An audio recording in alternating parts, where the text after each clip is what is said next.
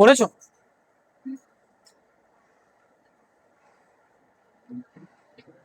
ইমপিচমেন্টের জন্য কত ভোট দরকার হয় পাস করার জন্য? ইমপিচমেন্ট বিল পাস করার জন্য কত ভোট দরকার হয়? হ্যাঁ, 2/3। আর 2/3 যে হাউসে পাস হয় তার 2/3। আর শুরু করার জন্য রাষ্ট্রপতির ইমপিচমেন্ট কোন কক্ষে শুরু করা হয়? যে কোনো কক্ষে। আর কি ছিল মাথায় এলে বলছি, আমি নিজে ভুলে যাচ্ছি। আর্টিকেল 62। আর কোশ্চেন ভুলে যাচ্ছি মাথায়, অ্যান্সার না। ভ্যাকেন্সি, ভ্যাকেন্সি মানে আরে ইয়েতে ভ্যাকেন্সি নয়, ইয়েতে ভ্যাকেন্সি প্রেসিডেন্টের পোস্ট ভ্যাকেন্সি। কি মানে প্রেসিডেন্টের পোস্ট খালি হওয়ার যেটা আর কি। লেখো আর্টিকেল 62 লেখো। রাষ্ট্রপতির পদ, রাষ্ট্রপতির পদ খালি হওয়ার শর্ত, রাষ্ট্রপতির পদ খালি হওয়ার শর্ত, ঠিক আছে? আচ্ছা ফার্স্ট তোমাকে আমি কিছুটা বলে দিই, তারপর তোমরা লিখবে। রাষ্ট্রপতির পদ খালি হতে পারে কি কি শর্তে? আমি আগের দিনও কিছুটা বলেছিলাম।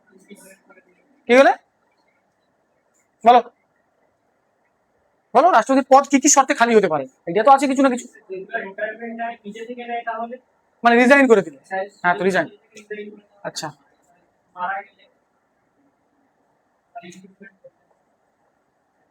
ইস্তফা দিয়ে দিলে, আর এটা মারা গেলে, আর ইমপিচমেন্ট, আর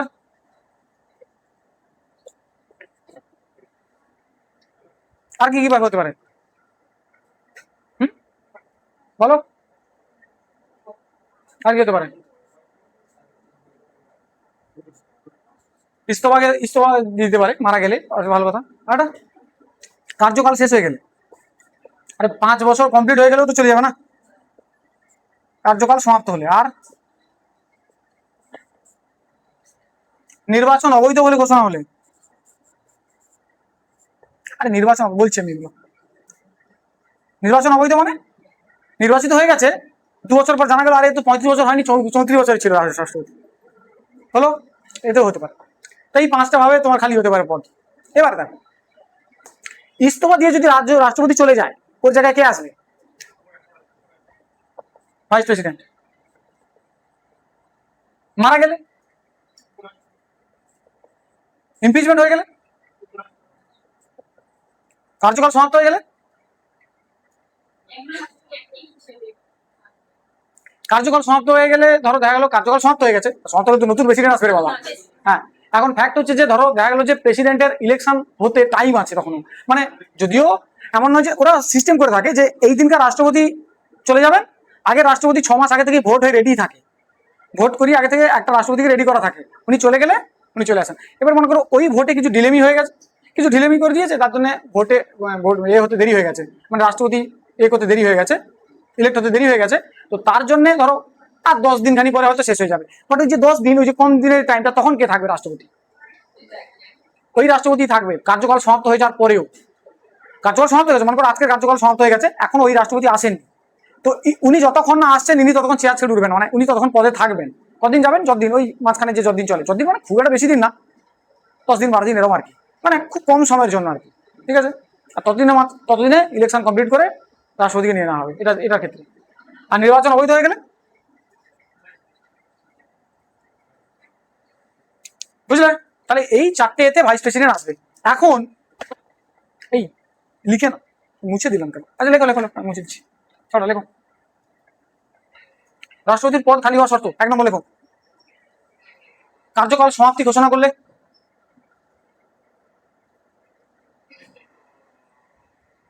সেকেন্ড রাষ্ট্রপতি মারা গেলে,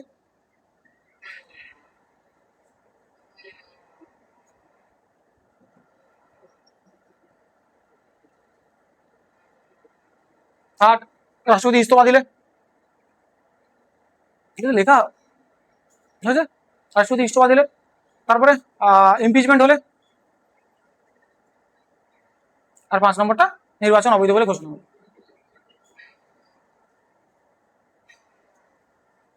ব্যাস এই 5টা হয়ে গেলেই রাষ্ট্রপতি নির্বাচন অবৈধ বলে ঘোষণা হলো। এই কটা মানে এতে ক্ষেত্রে রাষ্ট্রপতি ইয়ে হতে পারে, মানে রাষ্ট্রপতি বলছি ওই যাই তোমার রাষ্ট্রপতি এইভাবে রাষ্ট্রপতির পদে ভ্যাকেন্সি ঘটতে পারে, খালি হতে পারে। আর এই খালি ঘটলে আর ওই যে 4টে কারণ আছে, 4টে কারণের জন্য রাষ্ট্রপতি জায়গায় উপরাষ্ট্রপতি আসবে, আর নয়তো ইয়ে ওই একটা কারণে যেটা তোমার এই কার্যকাল সমাপ্তি হয়ে গেলে ওইটাতে যে রাষ্ট্রপতি আছে উনি থাকবেন যতক্ষণ না উনি আসছেন। ব্যাস এই। এবারে বলি এখনো পর্যন্ত এরকম ঘটেছে? এখনো পর্যন্ত এই নির্বাচন অবৈধ বলে কারোর ঘোষণা হয়নি, বা ইস্তফা কেউ দেননি, বা কার্যকাল সমাপ্তি তো সবারই হয়। আর শুধু খালি কিন্তু মারা গেছে, 2টো রাষ্ট্রপতি মারা গেছে কার্যকাল চলাকালীন, মানে টেনিওর চলাকালীন। একটা তুমি তো জানো, তোমাকে আমি আগে বলেছিলাম, জাকির হোসেন, আর একটা আছে ফখরুদ্দিন আলী আহমেদ। ফখরুদ্দিন আলী আহমেদ উনি মারা যেতে ওনার জায়গায় তখন ভাইরা মানে উপরাষ্ট্রপতি ছিল বিডি জত্তি এসেছিল। আর জাকির হোসেনের সময় তো জানো ভিভিগিরির ওই গল্প। এবার আমি আজকে কি বলবো, আজকে হচ্ছে ইয়ে করবো, এটা জাস্ট একটা এরপর 63 থেকে ভাইস প্রেসিডেন্ট শুরু হয়ে যাবে। তার আগে ভাইস প্রেসিডেন্ট পরের দিন শুরু করবো। তার আগে একটা বড় টপিক আছে, যেটা হচ্ছে রাষ্ট্রপতির পাওয়ার। সাংবিধানিক ভাবে দেখতে গেলে রাষ্ট্রপতির বহুত পাওয়ার, অরিজিনালি দেখতে গেলে কোনো পাওয়ার নেই। এবারে রাষ্ট্রপতির অনেক পাওয়ার আছে, যে আমরা আজকে দেখবো সবটা পাওয়ার দেখে নেবো। প্রথম পাওয়ার এক্সিকিউটিভ পাওয়ার, যেটা ওই শুরুতে বলেছিলাম 53 নম্বর আর্টিকেল হয়েছিল না, 52 নম্বর আর্টিকেল রাষ্ট্রপতির পদ, আর 53 নম্বর আর্টিকেলে রাষ্ট্রপতির পাওয়ার। কি পাওয়ার? এক্সিকিউটিভ পাওয়ার, মানে কার্যনির্বাহ সম্পন্ন ক্ষমতা। মানে কি,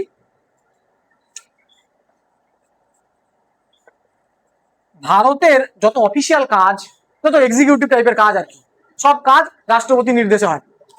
কি নির্দেশ? রাষ্ট্রপতি নিজে এসে বাড়ি বাড়ি বলে গেছে নাকি যে এই করো না, রাষ্ট্রপতি এইসব কাজকে এক্সিকিউট করার জন্য কিছু লোককে অ্যাপয়েন্ট করে রেখেছি।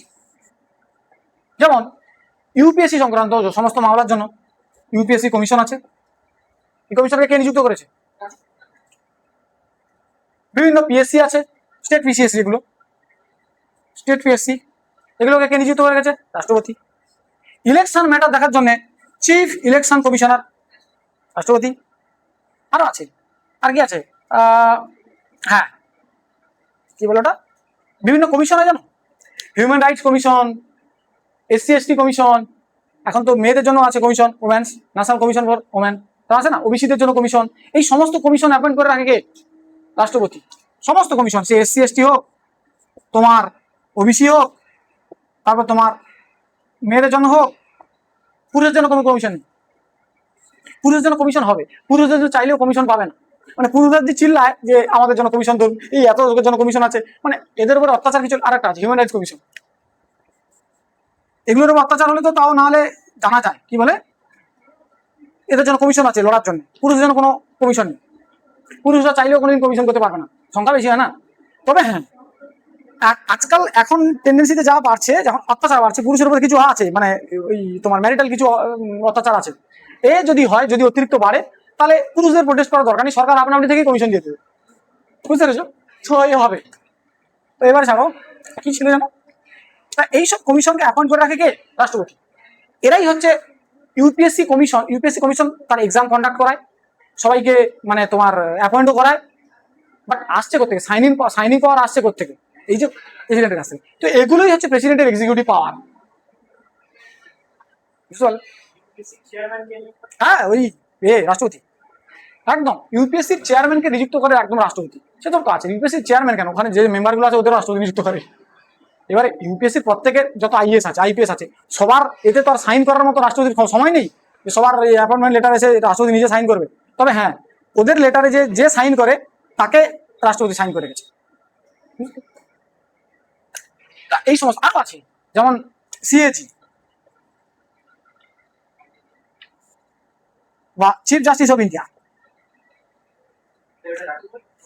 আরে যেভাবে অ্যাপয়েন্ট হয় সেটা তো রাষ্ট্রপতি না, শপথ বাক্য পাঠ করে সেটা রাষ্ট্র সব আলাদা, সেসব না। আমি এগুলো আসছি, মানে এগুলোতে সব রাষ্ট্রপতি নিয়োগ করে, তুমি যাই করো না কেন। তাই ক্যাক তো জানো হিসাব করার জন্য, রাজ্যের যত হিসাবপত্র আছে, পয়সা কড়ি সমস্ত হিসাবপত্রকে চেক করে সিএজি, তো অ্যাপয়েন্ট করে রেখেছে। কমিশন যত এই রাইট দেখে, যার যার কি কি মৌলিক অধিকার হরণ হচ্ছে নাকি, তার জন্য কি এসব কমিশন। সিএসি ইলেকশন দেখে রাখার জন্য, এই যে লোকসভার ইলেকশন হচ্ছে, রাজ্যসভার ইলেকশন হচ্ছে, এসব ইলেকশন দেখার জন্য কে? সিএসি। এসব তো আছে স্টেট পিসিএস। এই তোমাদের এই যে পিএসসি পরীক্ষাগুলো দিচ্ছ যেগুলো, পিএসসি পরীক্ষা আছে না অনেক, আর এই ক্লার্কশিপ এটা সেটা এইসব আছে না, এদের যে মাথায় যে বসে আছে তাকে কে অ্যাপয়েন্ট করে গেছে? রাষ্ট্রপতি। ব্যাস এইগুলো, এগুলোই হচ্ছে কি রাষ্ট্রপতির এক্সিকিউটিভ পাওয়ার। বুঝতে পারলেন? লেখার দরকার শুনে না। এবারে আছে রাষ্ট্রপতির লেজিসলেটিভ পাওয়ার, মানে আইন সংক্রান্ত ক্ষমতা, বা আরো আরো পরিষ্কার কি আওয়াজ হলো এখানে? আচ্ছা, রাষ্ট্রপতির লেজিসলেটিভ পাওয়ার বা আইন সংক্রান্ত ক্ষমতা, এর মানে কি? পার্লামেন্টের অধিবেশন হয় বিভিন্ন, জানো অধিবেশন হয়, ক টাইপের অধিবেশন হয় আমি বলেছিলাম, গ্রীষ্মকালীন হয় না, শীতকালীন হয়, ঠিক আছে, আর বর্ষাকালীন হয়, আর একটা ঠিক আছে, হ্যাঁ শীতকালীন আর বর্ষাকালীন হয়, আর একটা বাজেট ফেব্রুয়ারি, 3টে অধিবেশন হয় টোটাল, 3টা, মানে একটা, আরে তোমাদের তো আমি আগে বলেছিলাম তো, একটা বাজেটটা কবে থেকে? ফেব্রুয়ারি থেকে শুরু হয়, কদিন চলে? ফেব্রুয়ারি, মার্চ, এপ্রিল, মে, মে হবে 4 মাস, জুন গ্যাপ, এবারে জুলাই থেকে প্রায় 2 মাসের কাছাকাছি চলে মনসুন, মানে বর্ষাকালীন যেটা, বর্ষাকালীন এটা জুলাই থেকে চলে, জুলাই, আগস্ট, সেপ্টেম্বর বাদ দাও, আর জুলাই থেকে আগস্ট কিছুটা, সেপ্টেম্বরে কিছুদিনও যায়। এটা সবচেয়ে বড় সেশন হচ্ছে এইটা, যেটা আছে কি বাজেট সেশন, মানে বাজেট অধিবেশন, যেটা ফেব্রুয়ারি থেকে শুরু হয়, 4 মাস চলে, এটা বহুত বড় হয়। আর তারপরে বাদ বাকি যেটা একটু হালকা ছোট, 2.5 মাসের মতো হয়, 2 মাস 2.5 মাসের মতো, তারপরে যেটা শুরু হয়, তারপর উইন্টার, মানে শীতকালীন যেটা, উইন্টার সেশন শুরু হয় তোমার নভেম্বরে কিছুদিন, আর ডিসেম্বরে কিছু, নভেম্বরটা চলে, সবচেয়ে ছোট হচ্ছে এই উইন্টার, শীতকালীনটা যেটা বেশি না, এই নভেম্বরের শুরু থেকে শুরু হলো, মাসখানিক চললো, বা নভেম্বরের মাঝামাঝি শুরু হলো, ডিসেম্বরের কিছুটা চললো, 1 মাসও চলে না এটা পুরোপুরি, মানে কোনো কোনো সময় 1 মাস চলে, হয়তো 25 দিন, এরকম 24-25 দিন এরকম চলে, দিয়ে শেষ হয়ে। এইটা 2.5 মাস মতো চলে, এইটা 4 মাস মতো চলে, বড় সেশন এটা, বাজেট সেশন, এখানেই বাজেট পাস হয়, কত কি পয়সা খরচা করবো, কোথায় কি করাপশন করবো, এইসব হয় এখন, এইসব আর কি। তো এই যে অধিবেশন, এই অধিবেশনগুলোকে ডাকে কে? রাষ্ট্রপতি। অধিবেশন হয়ে যাওয়ার পর সবাইকে বাড়ি পাঠিয়ে দেয় কে? রাষ্ট্রপতি। শেষ, মানে অধিবেশন শেষ হয়েছে, এবার বাড়ি যাও যাও, এইসব কাণ্ড করে কে? এই ডাকা, অধিবেশনকে ডাকা বলে সামন করা, এই সামন করে কে? রাষ্ট্রপতি। অধিবেশন শেষ হয়ে গেলে প্রোরোগেশন বলে একটা আছে, প্রোরোগেশন মানে সমাপ্তি ঘটিয়ে দেওয়া, ও করে কে? রাষ্ট্রপতি। এগুলো সব রাষ্ট্রপতির লেজিসলেটিভ পাওয়ার, মানে আইন সংক্রান্ত ক্ষমতা। মোটামুটি তুমি মাথায় রাখবে, পার্লামেন্টে যত রাষ্ট্রপতি যা কিছু চলে, রাষ্ট্রপতির যত পাওয়ার পার্লামেন্টে চলে আর কি, সেই সমস্ত পাওয়ার কি? লেজিসলেটিভ পাওয়ার। বুঝতে পারলে? এক্সিকিউটিভ পাওয়ারে তুমি কোনো পার্লামেন্ট সংক্রান্ত কিছু জড়িত দেখেছো? ইউপিএসসির চেয়ারম্যানকে এই যে অ্যাপয়েন্ট করছে, ওটা কোথাকার কি পার্লামেন্টের সাথে কি রিলেটেড? নয় তো, পার্লামেন্ট রিলেটেড প্রেসিডেন্টের যত পাওয়ার আছে সব লেজিসলেটিভ পাওয়ার। এখানে একটা আছে, আরেকটা আছে, এগুলো ছোট ছোট পাওয়ার, বড় বড় পাওয়ারগুলো বলার জন্য পুরো সে ক্লাস শেষ হয়ে যাবে, সেটা আমি ছোট ছোট পাওয়ারগুলো বলি। একটা আছে ফাইন্যান্সিয়াল পাওয়ার, আর্থিক ক্ষমতা। কি? প্রেসিডেন্ট, আমাদের পুরো দেশে দুটো ফান্ড চলে, দুটো ফান্ড, মানে ফান্ড আমি বলছি, একটাকে বলা হচ্ছে তোমার কনসলিডেটেড ফান্ড বা সঞ্চয়ক বিধি, এরকম আর কি, নাম আর কি, বিধি বলছি, নিধি। আর একটা হচ্ছে সঞ্চিত নিধি বলে ওকে আর কি, কনসলিডেটেড ফান্ড, সঞ্চিত নিধি, প্রচুর পয়সা থাকে ওখানে, পয়সা থাকে ওখানে। আর একটা হচ্ছে কন্টিনজেন্সি ফান্ড বা আকস্মিক নিধি। ওই কন্টিনজেন্সি ফান্ডটা না, ওটা প্রেসিডেন্টের আন্ডারে থাকে, ওখানে ওরকম 500, 1000 এরকম 1000 কোটি টাকার ভেতরে থাকে আর কি, 500 কোটি বা 1000 কোটি টাকার কাছাকাছি থাকে। কোথায়? ওই কন্টিনজেন্সি ফান্ডে। আকস্মিক নিধি যেটা, ওটা কি? এমার্জেন্সি ওটা বার করা হয়, ওই ফান্ড কোনোদিন ভাঙা হয় না, ওই ফান্ড রাষ্ট্রপতির এতেই থাকে, আন্ডারেই থাকে, রাষ্ট্রপতি যখন চাইবে ওই ফান্ড ইউজ করতে পারে। আরে ওই জন্য তুমি দেখো না, তোমাকে ফার্স্টে রাষ্ট্রপতি হওয়ার শর্ত ছিল ছিল না, যে রাষ্ট্রপতিকে দেউলিয়া হওয়া যাবে না, পাগল আর দেউলিয়া হওয়া যাবে না, সব পাগল তো বাদ দাও, দেউলিয়া হওয়া যাবে না। যদি কেউ দেউলিয়া, এমন কোনো ব্যক্তি যে দেউলিয়া, সে রাষ্ট্রপতি হয়ে গেছে, সে ফার্স্টে আসবে, ওই আকস্মিক ফান্ডটা ওর আন্ডার থাকে না, ওইখান থেকে টাকাগুলো বের করে সব দেউলিয়া সব চুকিয়ে দেবে। ওই জন্য এই ফান্ডটা যেহেতু ওর কাছে থাকে না, ওই জন্য রাষ্ট্রপতিকে দেউলিয়া করা হয়।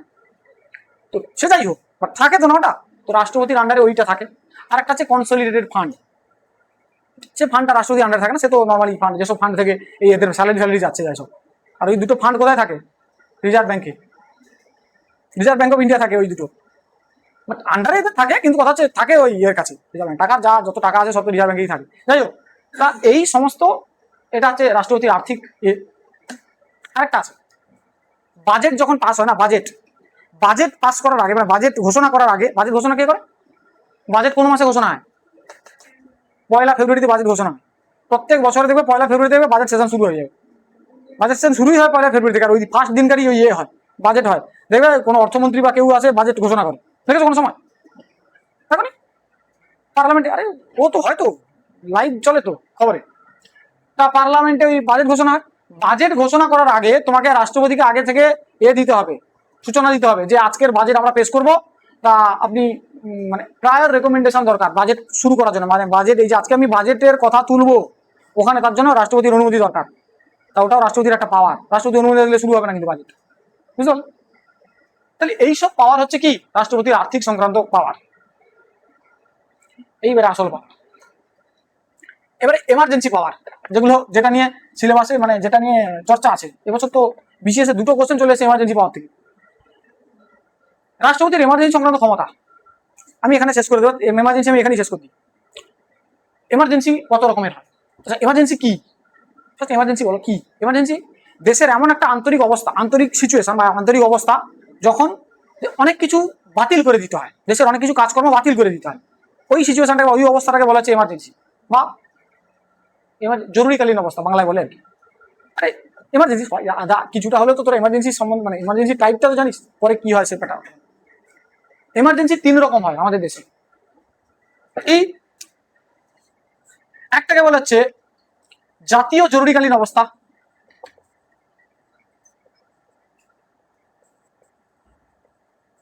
বানান ভুল হলে বলবি রে।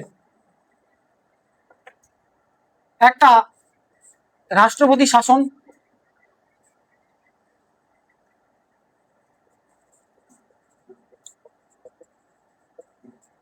আর একটা আর্থিক জরুরিকালীন অবস্থা। হ্যাঁ,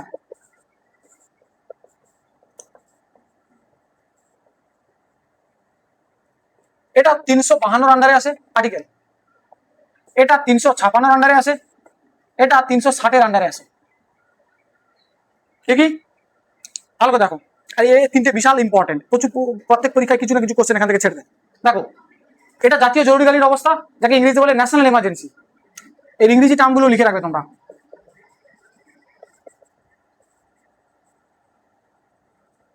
এটাকে বলে স্টেট এমার্জেন্সি,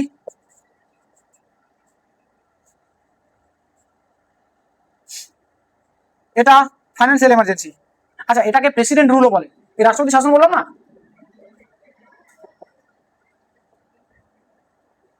আর এটা ফাইন্যান্সিয়াল এমার্জেন্সি, লেখো, লিখে নাও, 3টেই লেখো। তারপর একটা একটা করে পড়াচ্ছি, একটা একটা করে লেখাচ্ছি। দেখো, ওটা 352 নম্বর আর্টিকেল, সেকেন্ডটা 356 নম্বর আর্টিকেল, আর তিনেরটা আছে 360।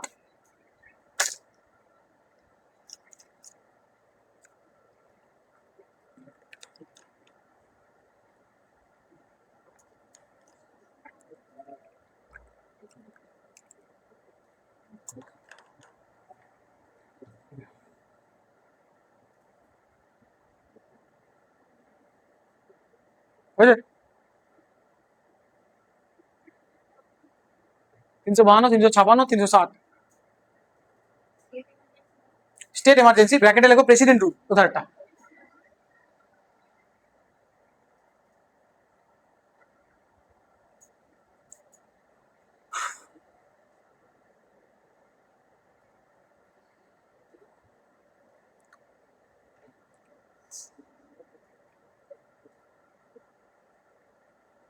একটা একটাতে যাই, হচ্ছে বুঝবো আমি। হাত চালাও, হাত চালাও, জোরে হাত চালাও। কি এটা, কার জামা কাপড় ছিঁড়ে নিয়ে চলে এসছে নাকি? হয়েছে না, হয়েছে।